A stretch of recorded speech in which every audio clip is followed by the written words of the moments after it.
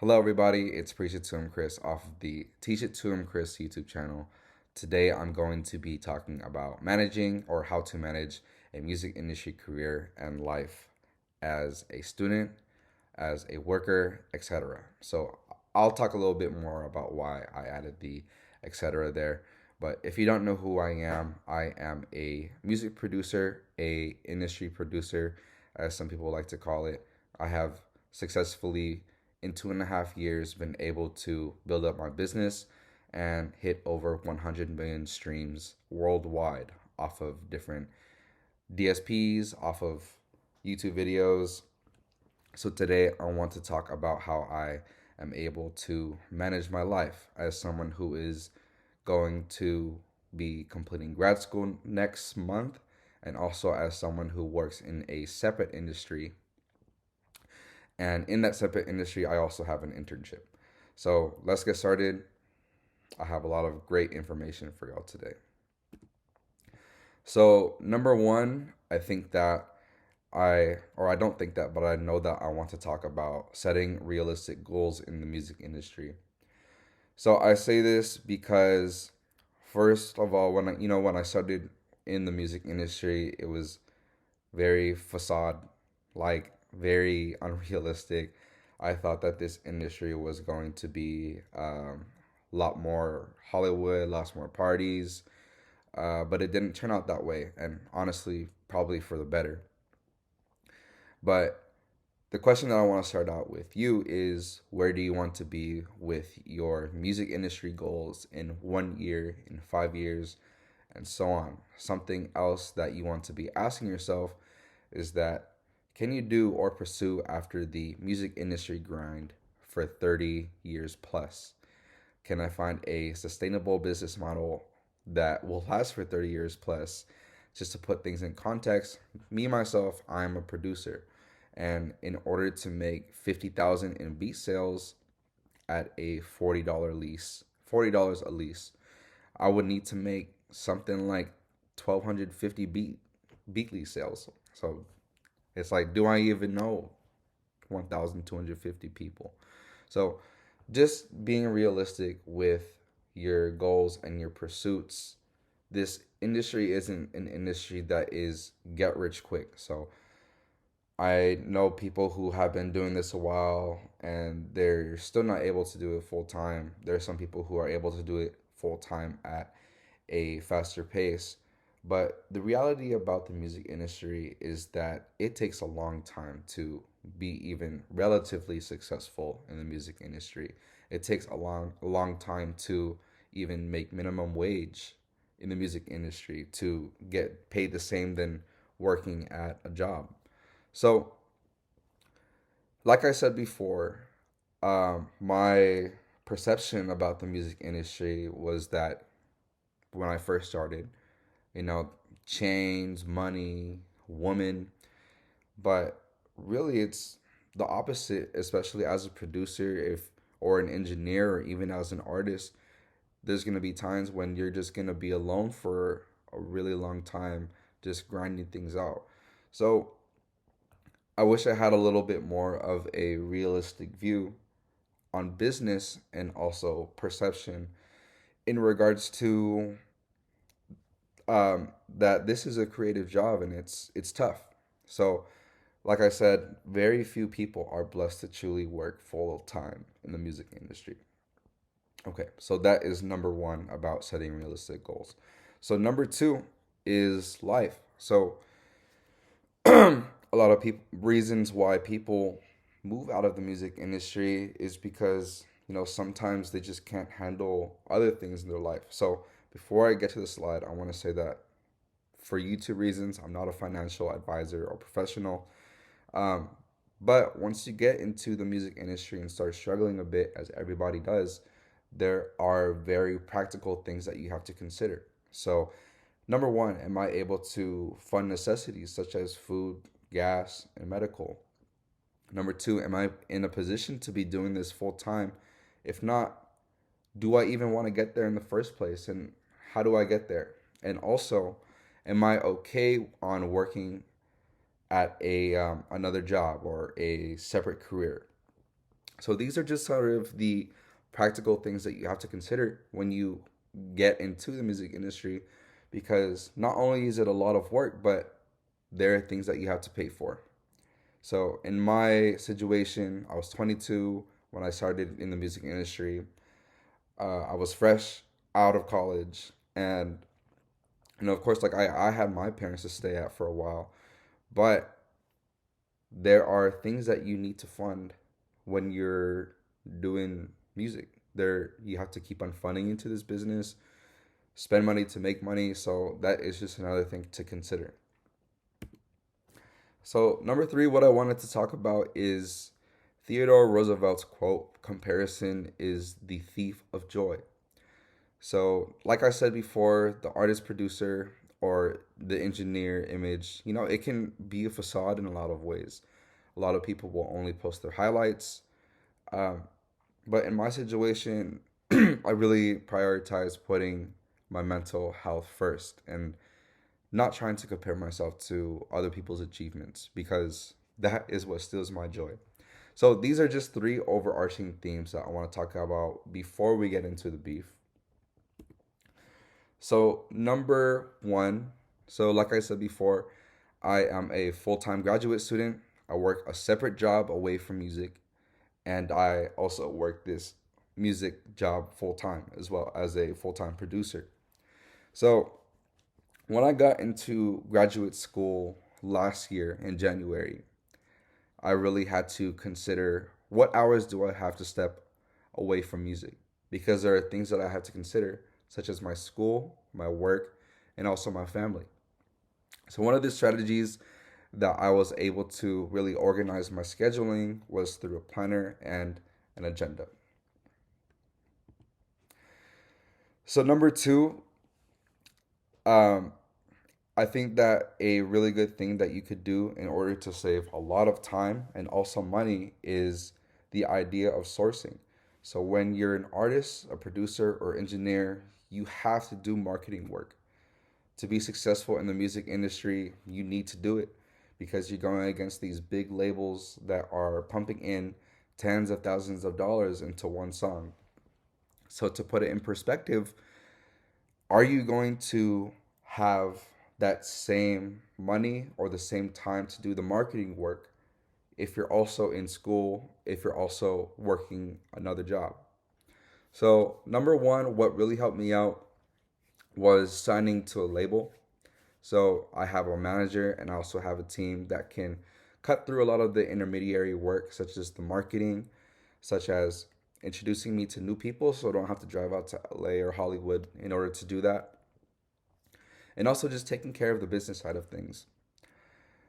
Another thing that you could do is hire people or build really good relationships with people who are experts in marketing, who are experts in social media marketing, in mixing and mastering, videography and photography, and also mentorship. So I think that a solution to saving time, if you have another job besides working in the music industry or also participating in school, is simply by sourcing out work. There is no way, or there are only very few people who can truly do this at an efficient rate. So I think that having other people that are able to help you out is a really good idea when you're trying to manage everything in life to help you out with your music industry work. So, next thing I want to bring up is learning to say no. Learning to say no in the music industry, it saves you time, it saves you energy, and in a lot of the situations where I've had to say no, it's because I just wasn't right for the job. So, being in the music industry, working as a producer, there are a lot of times where I'm invited out to Los Angeles or Hollywood just for some sessions to send out beats or to make beats on the spot. But just being in school and having an internship, having a separate job, I can't say yes all the time, especially if some sessions are going to be running late through the night from like 12 to 6 or 12 to 8, or even if they're blocking out a whole 12-hour session. So I'm going to talk about prioritizing later, but in the music industry, you have to learn how to say no. You really do. So next that I have, in order to save a lot of time for myself and to have myself even in on a mental health level, to have a really good workflow and to be in the right mind for doing music work, I have created a dedicated workspace and organization for all of my files. So a couple of questions that you want to be asking yourself is, where are you storing your beats, and where are you storing your music, and where are you storing your files? If you're like me and you have like 1,000 beats and you need to pump them out quick, you need to have a system for yourself in order to optimally send them out as fast as you can. Also, do you have a process for uploading content quick? Do you know how to upload on YouTube, upload on BSARs? How do you upload your content quickly and efficiently? These are all things that you have to just kind of go through trial and error for in order to save yourself time. In my experience as a producer, especially, I think that the best thing that I have done definitely is having four tabs open and having my description, my titles ready, just importing them in, importing them out. I have a whole system for myself that really works on my schedule. So the next thing I want to talk about is taking breaks and rest. So number one, you want to learn when it's time to put down a computer. As a producer, this is the hardest thing, especially, and I'm still working on this, but you need to have a good sleep schedule. You need to ask yourself if you are even able to make 12 hours of music just straight through. And also listen to your mind and body when it's time to put down the computer. It's probably time.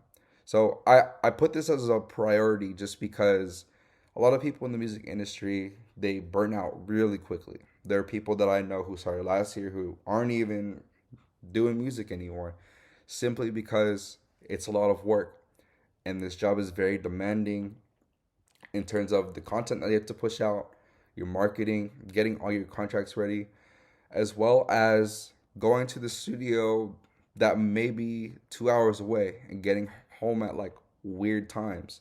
So I say that when your body is at 100% in the music industry, at least for myself and when my mind is right, that is the time when I'm working the best. Next, I want to talk about fostering supportive relationships, not only for yourself, but for others. You need to learn how to communicate, especially if you're working a job, a career on the side, or if you have school. You need to be upfront with the people that you're working with.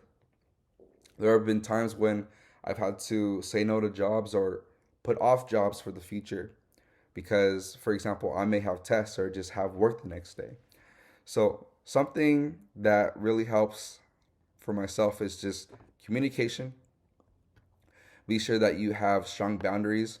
And when you communicate and you foster supportive relationships for other people, and you are respectful for others, also their time, I feel like there are really good relationships to be made where you could save time, money, and even work for yourself if you just simply make these relationships happen. So, next slide, I want to talk about life outside of music. It is totally okay to have different hobbies, different jobs, and to pertain a balance in your life. For example, I really like basketball and I really like Pokemon cards. I really like hanging out with my family and my girlfriend. It's okay to have these hobbies. I really don't think that you're supposed to be grinding out like 80 to 90 hour weeks every single week. And of course, there's going to be times in your life when you are meant to do that. You're meant to work the 80 to 90 hour weeks. But you can't do that for 60 plus years. So it's okay to have balance. It's okay to do other things and to have other passions outside of music. For myself, I was really tunnel focused when I first started out, and that's totally okay. But I feel like I work more efficiently when I have a balance outside of music, especially in my other relationships and my other jobs, and even in the hobbies that I have. So there are things outside of music that you have to consider as well. So you have family, you have significant others, you may have children, you may have friends. You may like sports. You need to work on your mental health. You need to sleep. Maybe you like fashion. But all this to say that there is a life outside of music that you must keep up with. Uh, for myself, I do music as an outlet, but I work, like I said before, I work at my best when all of the other parts of my life are in order and in check. So, lastly, I think this is the last slide. Yes, this is the last slide. But I want to talk about prioritizing. So, this was the hardest for me because between my job, between my other career that I'm working on, my internship, and also grad school, and this music industry that I'm working in, it's really tough to prioritize and say, like, oh, like, what comes first? So, a couple questions that I put down that you may want to ask yourself is what comes first? Why does this come first? What makes me the most money right now? And also, what makes me the happiest right now? So, those are sort of the questions that I have when I have to prioritize different things because you can't be working on three or four different things at one time. So, that is how to make a good work life balance between the music industry if you're working in the music industry and you have other things going on in your life because that's definitely what I'm doing. So, thank you for tuning in.